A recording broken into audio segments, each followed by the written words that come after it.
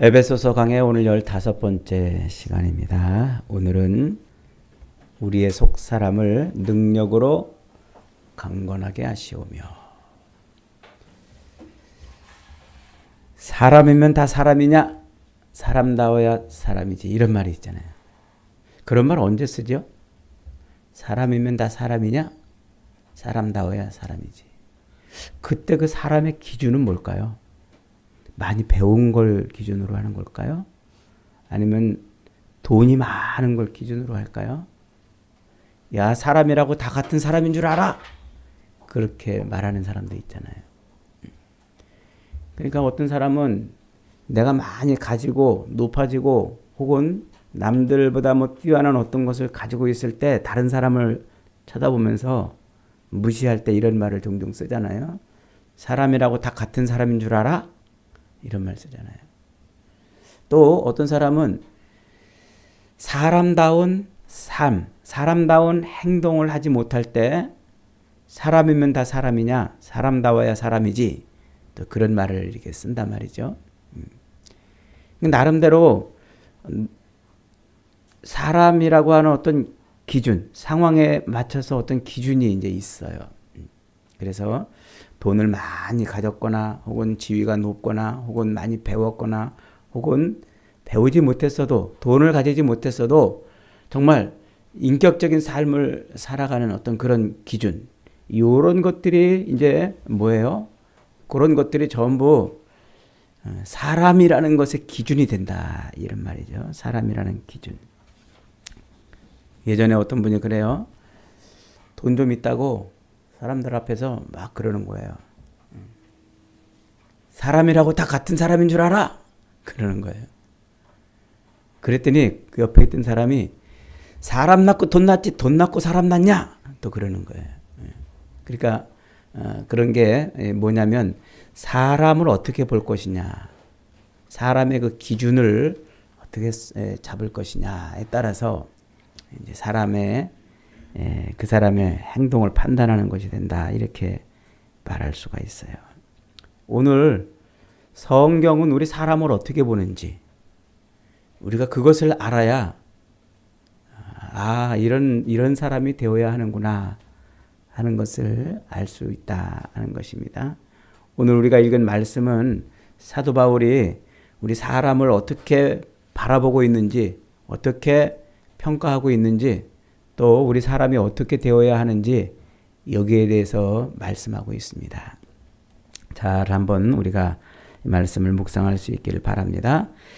자, 에베소서 2장까지 사도 바울은 이제 이 에베소 교회에 편지를 보내면서 이방인이었던, 유대인이 아닌 사람이었던 이방인들이 예수를 믿고 교회 안으로 들어와서 하나님의 선민, 하나님의 자녀가 되었다, 이렇게 말씀을 했죠.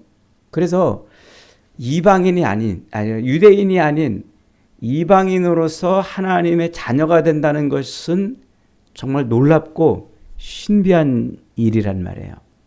그래서 하나님이 그렇게 유대인이 아닌 이방인들을 하나님의 자녀가 되고 교회 안으로 들어오게 하시는 그런 일들을 행한 그 일이 아주 어마어마한 신비한 일 속에 속한 그런 일이라고 쫙 설명을 하면서 그 신비함 속에서 우리가 교회가 되었다, 이게 2장까지 말씀이었잖아요. 그리고 3장 1절에 와서 이러므로 이렇게 이제 시작해요.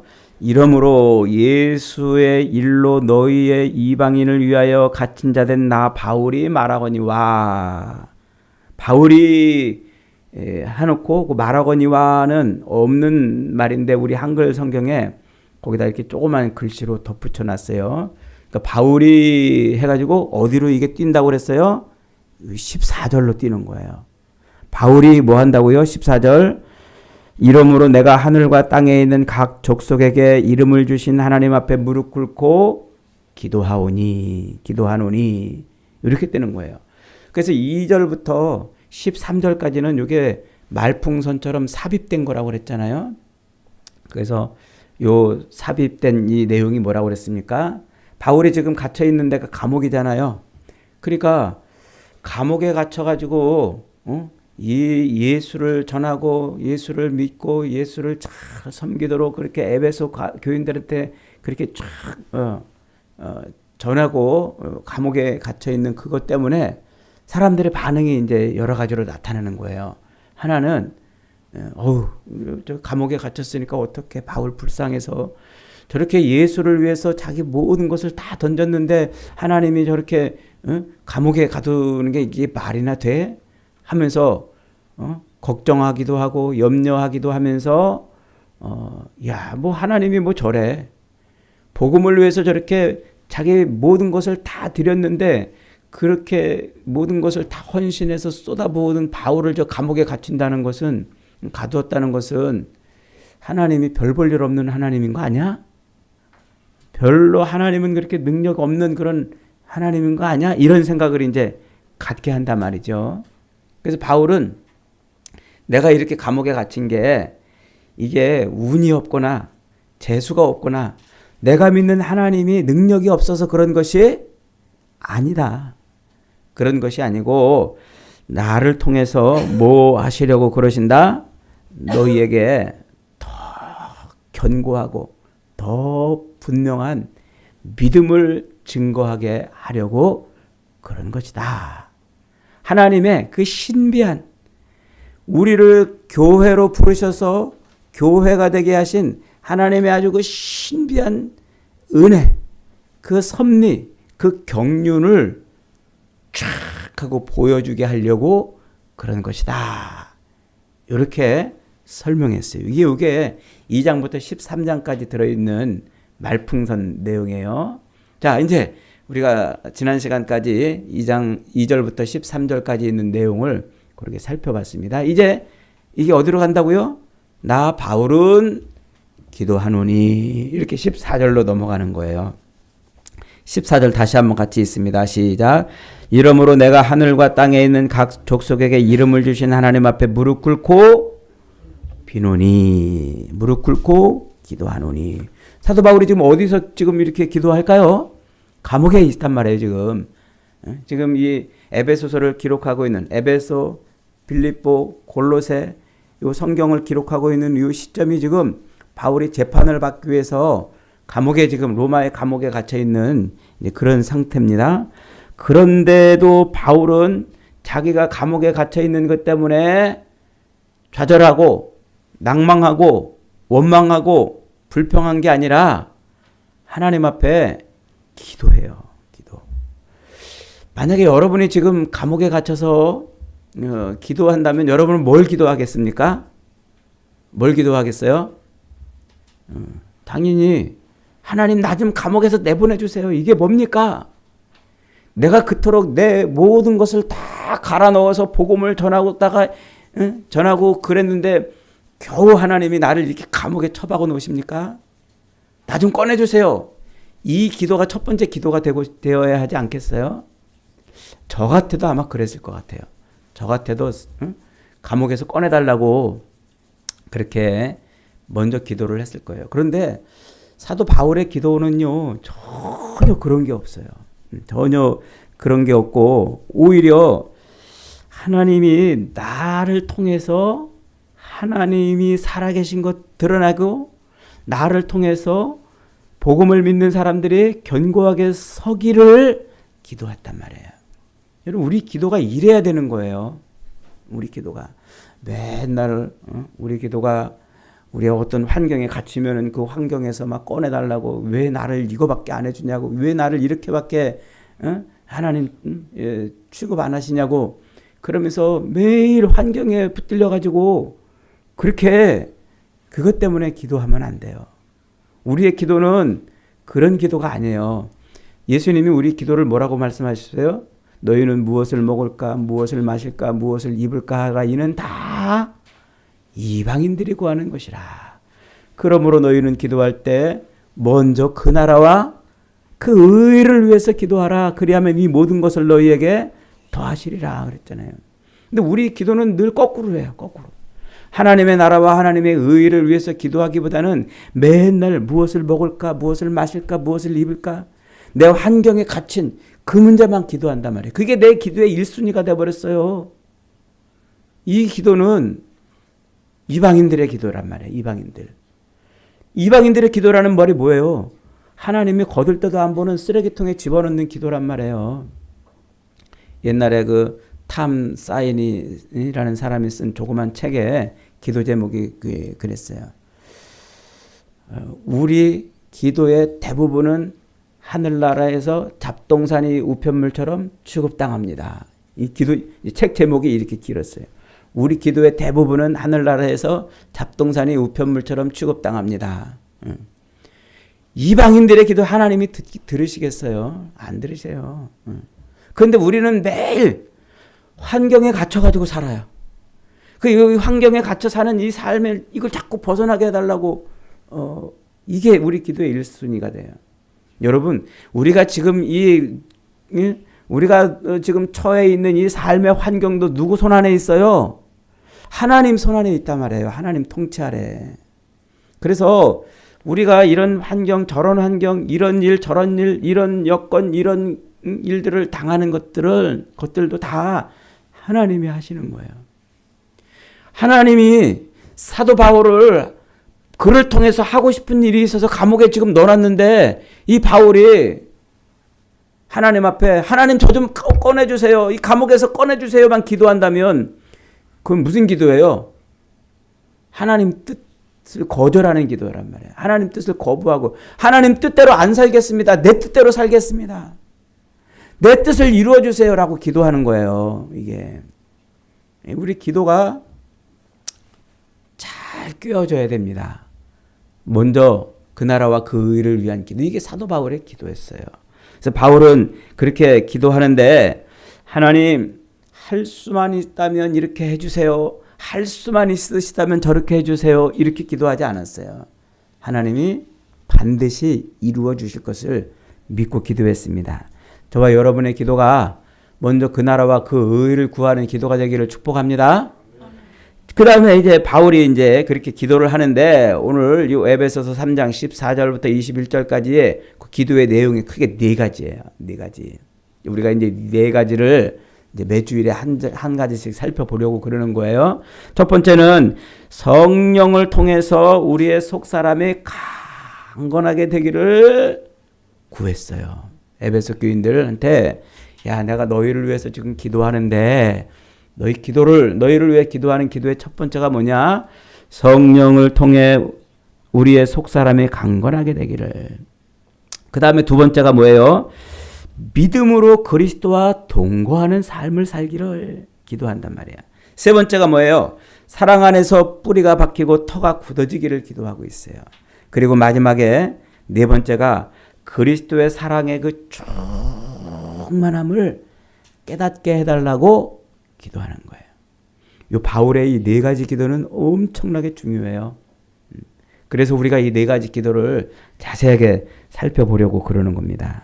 자, 오늘 첫 번째 기도가, 바울의 첫 번째 기도가 뭐예요? 바울의 첫 번째 기도가 다시 한번 16절 있습니다. 시작. 그의 영광의 풍성함을 따라 그의 성령의 능력으로 말미암아 너희 속사람을 능력으로 강건하게 하시오며 그랬어요. 하나님의 그 영광의 풍성함, 하나님의 그 영광의 풍성함, 그 풍성함을 따라서 그러니까 무슨 얘기냐면 하나님의 영광의 그 풍성함이 우리 삶에 나타나야 된단 말이에요. 그 풍성함을 따라서 성령의 능력으로 말미암아 너희 속사람을 능력으로 강건하게 하시오며 그랬어요. 이 강건하게 한다 이 말은 앞에 13절에 그러므로 너희에게 구하노니 너희를 위한 나의 여러 환난에 대하여 낙심하지 말라 이렇게 말씀했죠. 그 낙심하지 말라는 이 말과 반대되는 말이에요. 그러니까 우리가 절망하고 좌절하고 주저앉아 있는 것이 아니라 더욱더 어떻게 돼요? 더욱더 점점 더 성장해 가야 된다 이 말이에요. 강건하게 한다는 말은 튼튼하게 마치 나무를 심어놨는데 그 나무가 비바람 속에서도 점점 굵게 뿌리를 내리고 성장해 나가는 것처럼 바로 그것을 말하는 거예요. 뭐 한다? 성장하기를, 견고하게 성장해 가기를 기도한다 그랬습니다. 자, 그런데 뭐가 그렇게 점점 성장하기를 기도했어요? 뭐가? 우리의 속사람이 강건하게 되기를 기도했어요. 우리의 속사람이. 속사람이라는 게 뭘까요? 오늘 설교의 핵심이 여기입니다. 속사람이라는 게 뭘까요? 여러분, 속사람이 뭐예요? 우리의 겉사람은 뭐고 속사람은 뭐예요? 겉사람은 이렇게 피부가 있고 눈, 코, 입이 있고 눈에 보이는 이게 겉사람이고, 속사람은 우리 영혼이 속사람이고, 이제 우리 보통 그렇게 생각하잖아요. 요게 헬라의 이원론이에요. 헬라의 이원론. 헬라 사람들은요, 영은 귀하고 존귀한 것이라고 생각했고, 물질은 아주 비속하고 비천한 것이라고 생각했어요. 이게 플라톤의 이원론 사상에서 온 것이라고 그랬죠. 이데아의 사상에서. 그래서 이 영이라는 그 이데아 세계에 있는 그 영이 유출이 돼서 세상에 나온 것이 물질의 세계예요. 그래서 이 물질의 세계는 항상 뭐의 지배를 받냐면 영의 지배를 받고, 영에 의해서 물질의 세계가 만들어지고 형성이 되는 거예요. 그래서 이 물질의 세계를 통해서 결국은 뭐가 완성이 되느냐면 영의 세계가 완성이 되는 거예요. 그게 플라톤의 이데아론이에요. 그래서 그리스 철학은 전부 이 플라톤에서부터 시작이 돼서 그 사상이 모든 것을 지배해요. 그걸 뭐라고 그런다고요? 이원론이라 이렇게 말해요. 그래서 세상을 늘 성과 속, 거룩한 것과 불결한 것으로, 좋은 것과 나쁜 것으로, 양과 음으로 항상 그렇게 나눠 놓는 거예요. 그래서 사람을 볼 때도 항상 그렇게 분별을 해요. 저 사람, 좋은 사람, 나쁜 사람, 착한 사람, 나쁜 사람, 혹은 부자, 가난한 사람, 이런 식으로 이원론으로 이렇게 이제 구별을 하는 거죠. 그런데 성경이 말하는 사람은 그런 게 아니에요. 성경이 말하는, 그러니까 이원론에 근거한 사람이 아닌 성경에 근거한 사람이 무엇인가를 알아야 되는 거예요. 자, 이 속사람이라고 말할 때, 이제 사람이라는 말은 안드로포스 이렇게 이제 말하고, 속이라는 것은 이제 X 이렇게 말하는데, 안으로, 속 안에 이런 뜻이에요. 그러니까 사람이 그 안에 있는 사람이란 말이에요. 안에 있는 사람. 그래서 성경은 사람을 세 종류로 구분을 해요. 성경은 사람을 몇 종류로 구분한다고요? 세 종류의 사람으로 구분해요. 어떻게 구분하냐면, 첫째는 푸뉴마티코스라는 사람이 있어요. 한번 따라해 봅시다. 푸뉴마티코스. 네. 두 번째는 사르키코스. 세 번째는 푸시키코스. 네, 이게 좀 어려운 용어라 여러분에게 같이 한번 이렇게 읽기를 바랬는데, 자, 이런 거예요. 하나님이 인간을 진흙덩어리를 빚어가지고, 진흙덩어리를 빚어서 그 코에 후 하고 하나님이 숨을 불어 넣어주니까 그 사람이 뭐가 됐어요? 생명이 됐다 그랬죠. 그게 네페시라는 말이에요. 네페시 하야라는 말이에요. 그래서 하나님의 영을 가진 존재가 됐다 이 말이에요. 하나님의 영을 갖고 호흡하고 살아가는 존재가 됐다 이 말이에요. 자, 창세기 1장 27절부터 28절에서 하나님이 사람을 만들어 놓으시고 주신 첫 번째 명령이 뭐예요? 첫 번째 명령이 인간에게 복을 주셨어요. 그들에게 복을 주어 가라사대 생육하고 번성하라. 요게 하나님이 인간을 만들어 놓으시고 그 인간이 인간됨, 사람이 사람됨의 삶을 살 수 있게 해놓으신 목적이에요. 그러니까 사람은 뭐예요? 생육하고 번성하는 존재가 되는 거예요. 그래서 하나님이 그 진흙덩어리에다가 후 하고 하나님의 숨을 불어넣어 주셔가지고 하나님의 숨을 가지고 하나님의 숨결을 가지고 생육하고 번성하며 사는 게 인생이란 말이에요. 그게 인간의 본질이란 말이에요. 이 말이 이해가 되시죠? 그래, 인간의 본질은 하나님의 숨결을 가지고 생육하고 번성하는 그게 인간의 본질. 이것을 네페시 하야라고 이렇게 성경이 말한다고요.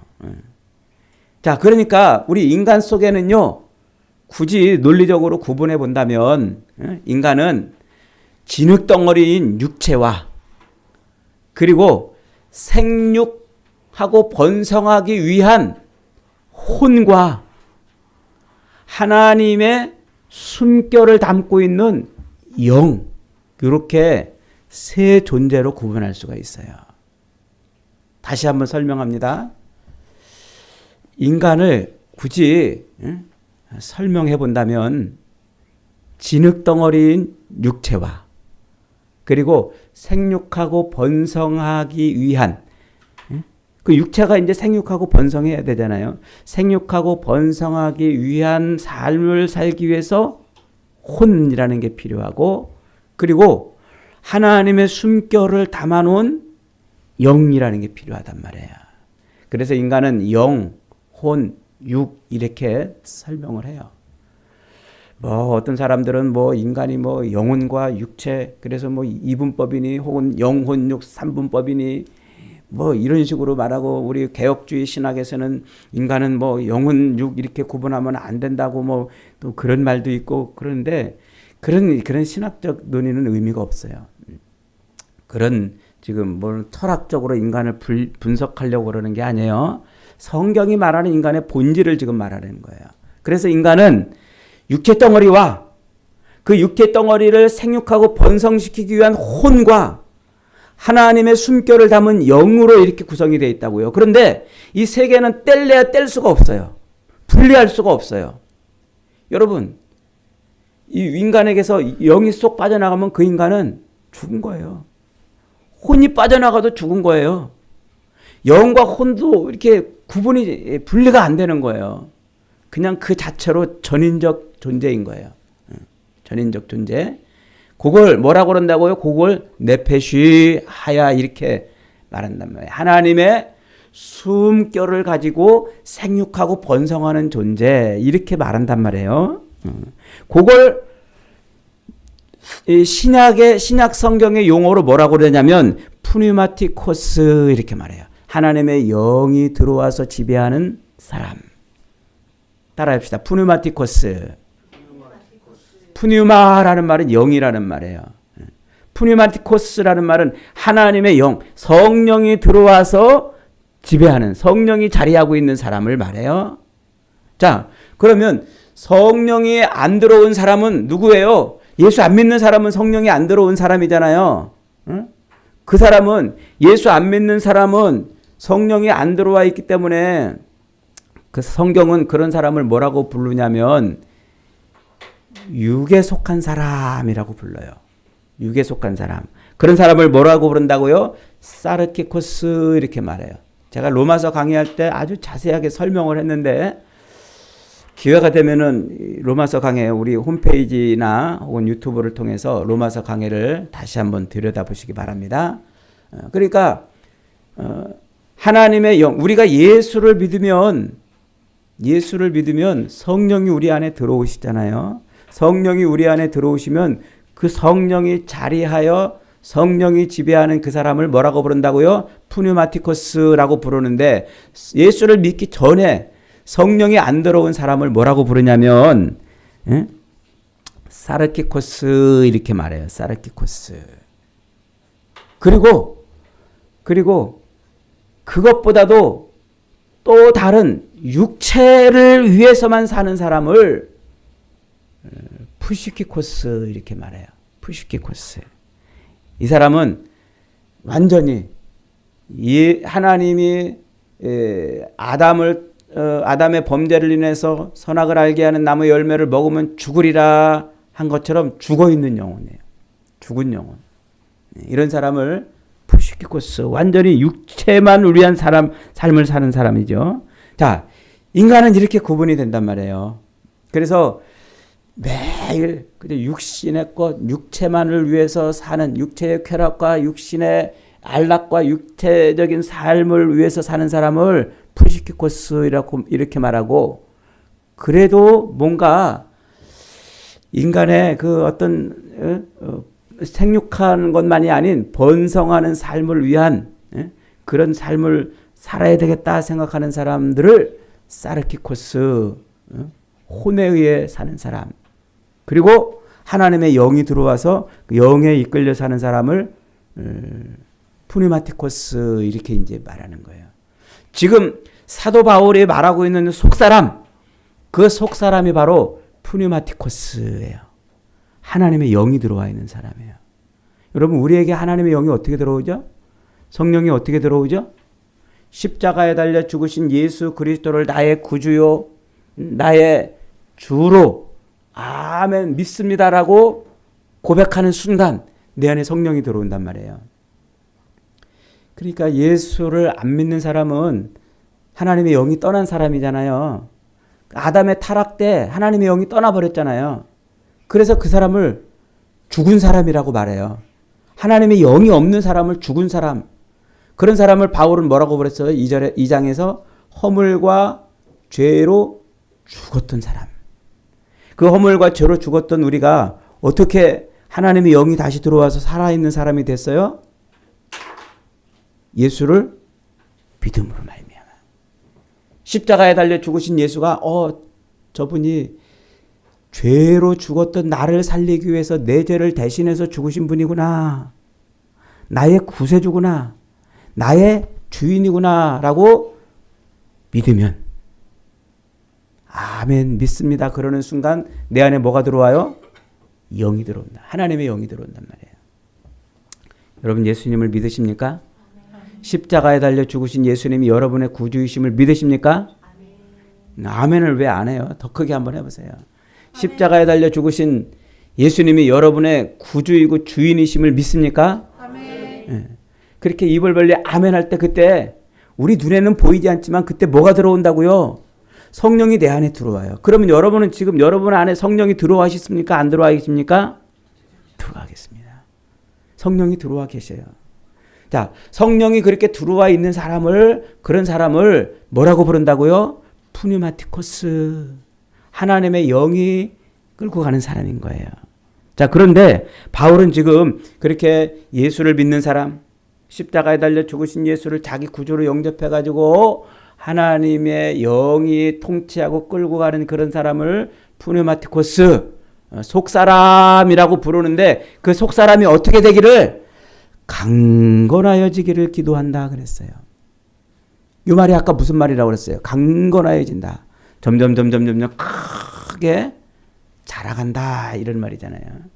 그러니까 여러분, 우리가 예수를 믿으면 하나님의 영이 내 안에 들어와서 내가 이제 하나님이 첫 번째로 인간을 만드셨을 때 상태인 하나님의 영이 들어와서 하나님의 숨결, 그 영으로 숨쉬고 생육하고 번성하는 존재가 된 거예요. 그러면 그걸로 끝나는 게 아니고 뭐예요? 점점 아주 나무가 크게 아름드리 나무로 자라듯이 우리도 강건하여져 가야 된다는 겁니다. 그래서 우리는 뭐 해야 돼요? 자꾸 내 안에 있는 영, 성령이 점점 나를 완전히 통치하고 나를 지배하고, 내가 어떤 환경에 있든지, 돈이 없어가지고 절절매는 그런 환경에 있더라도 거기에 매몰돼가지고 그것 때문에 하나님 앞에 기도하는 그런 어린애 같은 신앙이 아닌, 먼저 그 나라와 그 의를 구하는 우리 믿음으로 자라가야 된다는 것을 말하고 있는 거예요. 내 안에 들어와 계신 그 성령이 점점 나를 강건하게 해서 성장하게 해가지고, 내가 어떠한 환경에 처하든 병약해가지고 혹은 감옥에 갇혀서 혹은 이런저런 삶의 일 때문에 어떤 환경에 갇혀가지고 절절매는 그런 상황에 있을 때라도 믿음으로 그 상황을 이기고 나갈 수 있는 상태가 되도록 이렇게 우리가 성장해야 된단 말이에요. 이게 하나님의 사람의 모습이고 속사람이 강건해져 가는 거예요. 이게 이렇게 성장하지 않으면 매일 우리는 어린아이 같은 신앙이 되는 거예요. 그래서 사도 바울이 고린도 교회를 향해서 그러잖아요. 내가 너희를 장성한 신자처럼 대할 수 없어서 젖이나 먹는 어린아이처럼 말하노니. 고린도 교회 사람들이 다 예수를 믿는다고 말해요. 예수를 믿었기 때문에 교회 안에 들어와 있고 예수를 믿었기 때문에 그들이 교회가 되었는데 그들이 매일 교회라고 하면서 매일 뭐 해요? 세상에 고린도에 있는 그 음란한 문화를 교회 안으로 들어와서 그 음란한 행위를 하거나 혹은 고린도 사람들처럼 늘 세상 것, 먹을 것, 마실 것, 입을 것 때문에 절절매거나 혹은 고린도 사람들이 그랬던 것처럼 매일 파당을 지어가지고 네가 잘났네 내가 잘났네 그리고 서로 싸우고 있는 그 모습을 교회까지 끌고 들어온 거예요. 예수를 믿는다고 그러는데. 그래서 바울이 화가 나가지고 내가 너희를 장성한 성도처럼 대하지 못하고 젖이나 먹는 어린아이처럼 너희를 대하노니 정신 차려라 정신 차려라 그러는 거예요. 그래서 사도 바울이 예수를 믿어도 교회가 돼도 성령이 내 안에 들어와서 하나님의 숨결을 가지고 숨쉬고 생육하고 번성하는 사람이 되었어도 그걸로 끝이 아니고 거기에 머무르면 안 되고 뭐 해야 된다? 점점 자라가야 된다. 강건해져 가야 된다 그 말이에요. 여러분 예수를 믿으십니까? 그러면 우리는 그 믿음에서 머물러 있으면 안 돼요. 점점 예수 믿는 그 사람이 점점 더 성령의 능력으로 강건해져 가야 되는 거예요. 요걸 다른 말로 다른 각도에서 설명하면 이런 겁니다. 여러분 예수를 믿으면 우리가 구원받았다 그러잖아요. 여러분 구원받았습니까? 구원받았습니까? 여러분 구원받았습니까?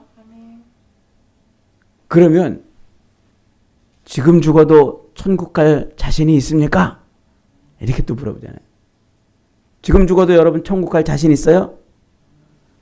그러면 어떤 사람은 잘 모르겠습니다 이렇게 말하는 사람도 있고 어떤 사람은 아멘 뭐 이러는 사람도 있죠. 우리 한국 교회가 잘못된 게 그거예요.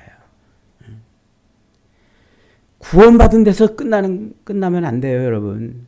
구원은 뭐예요? 구원은 죄의 사슬을 끊어내고 예수 안으로 들어온 거예요. 하나님의 영이 우리 안에 들어온 것을 그걸 구원이라고 말해요. 하나님의 사람이 된 것을 구원이라고 말하고 하나님의 자녀가 된 것을 구원이라고 말해요. 내가 엄마 뱃속에서 아기가 응애하고 태어나듯이 죄악된 삶에서 이제 이쪽으로 하나님의 자녀로 거듭난 것을 구원이라고 말해요. 그럼 구원은 여기서 끝나는 게 아니에요. 뭐 해야 돼요? 성장해 가야 된단 말이에요. 커가야 된단 말이에요. 그런데 우리 한국 교회는요, 그 성장을 안 가르쳐요. 구원 받았습니까? 믿습니까? 예수 지금 죽어도 천국 갈 확신이 있습니까? 아멘 하면 끝이에요. 그런데 구원은 무엇 때문에 구원이 주어지는 거예요? 가야 될 목적지가 있기 때문에 죄에서 건져낸 거란 말이에요. 가야 될 목적지가 있기 때문에. 그것을 정확하게 설명해 주는 게 뭐예요? 출애굽 사건이에요. 애굽에서 이스라엘 백성들이 종노릇하고 있었어요. 그렇게 종살이하고 있는 이스라엘 백성들을 하나님께서 애굽에서 꺼내주시는데 왜 꺼내주셔요? 왜? 애굽 땅에서 벗어나서 살게 하려고 그게 목적이에요? 거기까지 끄집어내는 게 목적이에요? 애굽에서 벗어나서 홍해를 건너다 놓으면 그게 끝이에요? 어디까지 가야 돼요? 광야를 통과해서 하나님이 약속해 놓으신 그 가나안 땅에 가는 게 목적이란 말이에요. 그 땅에 가서 하나님을 섬기며 사는 백성으로 살게 하시려고 하는 게 출애굽 구원의 목적이란 말이에요. 하나님이 저와 여러분을 십자가를 통해서 구원해 내신 것도 구원받은 걸로 끝나게 하시려고 구원해 내신 것이 아니고 가야 될 지점이 있기 때문에 우리를 구원해 내신 거예요. 이 가야 될 지점이 어디입니까? 그리스도의 장성한 분량이 충만한 데까지 가는 거예요. 그리스도의 장성한 분량이 충만한 데까지. 완전히 세상 그 어떤 것에도 영향받지 않고 흔들리지 않고 완전히 하나님께 붙들려서 하나님과 교통하는 하나님으로만 사는 사람의 상태까지 가는 거예요. 그게 천국이잖아요. 그래서 천국은 하나님으로만 사는 거예요. 천국에 다른 게 뭐가 필요해요? 하나님으로 충만한 거예요. 그 상태까지 우리가 뭐 하기를? 성장해 가기를. 그래서 사도 바울이 지금 기도하는 게 그거예요. 에베소 교인들한테. 우리는 하나님의 영이 들어와 있는 푸니마티코스, 하나님의 사람이라는 거예요. 하나님의 사람. 성령이 내 안에 들어와서 나를 지배하는 사람이 됐다는 말이에요. 그러면 우리는 이제 성령이 내 안에 들어와서 나로 하여금 점점 그리스도의 장성한 분량이 충만한 데까지 자라는 그 지점까지 가는 사람이 되어야 되는 거예요. 그래서 우리의 기도가 하나님, 내가 하나님의 사람으로 점점 자라가기를 원합니다. 이게 기도가 돼야 돼. 이게 제일 중요한 기도가 돼야 되는 것이죠. 그런데 우리는 매일 하나님의 그 능력 그리고 성령이 내 안에서 나를 지배해서 하나님의 사람으로 점점 자라가는 것에 삶의 목표를 두지 않고 매일 이 세상 것에서 점점 풍성해지고 높아지고 세상 것에서 더 나아지기를 열망하는 삶을 꿈꾸고 바라고 있단 말이에요. 그건 뭐란 말이에요? 그거는 이방인이란 말이에요. 이방인이면서 아직 성장하지 못한 그런 그리스도인이라고 지금 말하고 있는 겁니다. 여러분, 그리스도인에게 능력은요, 세상 것을 얻어가지고 힘을 갖는 게 능력이 아니에요. 그거는 죽은 자들, 하나님의 영이 없는 자들이 취하는 방식이에요. 하나님의 영이 없는 허물과제로 죽었던 사람은 늘 세상 것을 자꾸 얻어가지고 힘 있는 사람이 되려고 하잖아요. 자기 지혜를 총동원해서 그래서 얻으려는 것이 세상 것입니다. 그래서 돈과 지위를 얻어서 세상에서 인정함을 받으려고 하는 것, 그게 겉사람이에요. 겉사람. 죽은 사람. 하나님의 영이 들어와 있지 않아서 하나님의 숨결로 호흡하지 못하는 사람. 그런 사람을 말하는 겁니다. 여러분, 십자가는요, 하나님의 지혜가 담겨 있고 십자가는 하나님의 능력입니다. 그래서 고린도 교회를 향해서 십자가의 도가 멸망하는 사람들에게는 어리석고 정말 보잘것없는 것처럼 보이지만 그러나 성도인 우리들에게는 이것이야말로 구원받은 우리에게는 하나님의 능력이다 그러잖아요. 여러분, 하나님의 능력을 어디서 자꾸 얻으려고 그러세요? 돈이나 지위를 얻는다고 하나님의 능력을 얻는 게 아니에요. 십자가의 도를 깨달아야 돼요. 예수님이 하나님의 능력을 이 땅에 가지고 오신 분이신데 그분이 칼을 가지고 힘을 가지고 하나님의 능력을 드러냈습니까? 십자가에 달려 죽음으로 드러냈단 말이에요. 십자가에 달려 죽음으로. 그러니까 유대인들이 어떻게 했어요? 유대인들은 예수를 정치적인 메시아를 기대했잖아요. 세상에서 힘을 가지고 세상을 통치하고 제압하는 그런 메시아를 기대했는데 메시아라고 와가지고 자기가 내가 메시아다 그러더니 십자가에 달려 죽어버렸어요. 그래서 유대인들이 예수를 미워하는 거예요. 그래서 유대인들이 예수를 싫어하고 예수를 전하는 것을 그렇게 반대하는 거예요. 그건 아니다라는 거예요. 그건 아니다. 자기들이 기대하고 자기들이 바라고 원하는 그런 메시아는 세상의 힘, 하나님의 능력이 그렇게 나타나야 되는 것이라고 생각을 했는데 정작 예수님은 오셔서 뭐 했어요? 예수님은 오셔서 십자가의 도로 하나님의 능력을 선포했잖아요. 헬라인들은 그들에게 있어서 신은 어떤 신입니까? 그들에게 있어서 신은 역시 이 물질의 세계에서 모든 것을 과시해서 저 이데아의 세상을 바라보게 하는 그런 능력이 그들에게 신이었어요. 그러니까 그들도 역시 이 세상에서 좀 좋은 것, 남들보다 뛰어난 것을 자꾸 갖기를 원했단 말이에요. 여러분 보세요. 그래서 그리스 로마 시대의 그 건축물들을 보세요. 예전에 제가 그리스 로마 시대 그 건축물하고 오늘 현대 건축물하고 이렇게 비교한 것들을 그 자료를 봤더니요. 잽이 안 돼요. 잽이 안 돼. 오늘날 뭐 대단한 무슨 무슨 기계공학, 뭐 건축공학, 뭐 이런 것이 다 첨단 설비가 돼 있는 건물도요. 옛날에 세웠던 그런 건물하고 비교하면요. 별 볼 일 없어요. 옛날에는 기계도 없고 뭣도 없었는데 정말 어떻게 이렇게 이런 걸 지었을까 싶을 그런 놀라운 건축물을 지어냈잖아요. 그들에게 지혜는 그런 거예요. 눈으로 보여지는 그 모든 것을 능력을 나타내는 거 말이죠. 그런데 세상은 그런 것을 원하는데 하나님은 우리에게 뭘 원하신다고요? 십자가의 도가 하나님의 능력이라고 우리에게 말씀하시고 십자가의 도로 충만해지기를 바라는 거예요. 십자가의 도가 뭡니까? 내가 죽어서 너를 살리는 것 아닙니까? 사랑하는 여러분, 우리는 이 땅을 살면서 세상 사람들이 그러는 것처럼 이 세상에 뭔가를 자꾸 가져야 그래야 능력 있는 사람이고 그게 하나님의 능력을 받고 하나님의 은혜를 받은 사람이라고 생각하는데 그런 사람들은 사르키코스 혹은 푸시키코스예요. 육에 속한 사람들이에요. 하나님의 영에 이끌리고 영에 속한 사람은 십자가의 도로 말미암아 하나님의 숨결인 성령을 통하여 그리스도의 장성한 분량이 충만한 데까지 자라가는 거예요. 그래서 힘의 원리가 지배하는 이 세상에서 그리스도의 십자가의 도가 지배하는 그런 삶을 살아내는 사람, 그게 바로 속사람이 강건해지는 겁니다.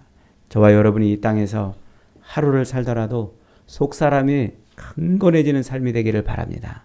그래야 우리는 주님 앞에 설 때에 착하고 충성된 종아 잘하였도다라는 칭찬을 듣는 겁니다. 저와 여러분의 삶이 겉으로 세상 사람들이 보기에 겉사람의 충만한 능력이 아닌 십자가의 도로 충만한 속사람의 강건한 사람들이 되시기를 주님의 이름으로 축복합니다.